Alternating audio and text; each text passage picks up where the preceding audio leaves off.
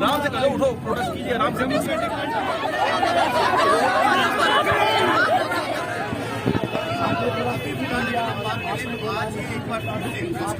ये घोर अन्याय है हमारे लिए।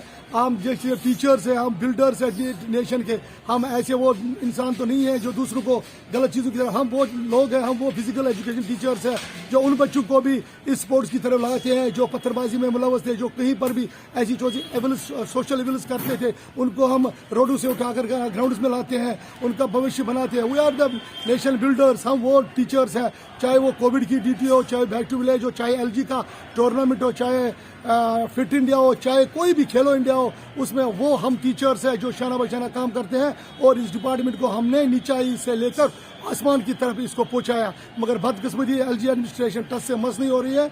आपकी मदद से हमारी डिमांड रहेगी, जो हमारी जेन्युइन डिमांड से उनको वो पूरा करें।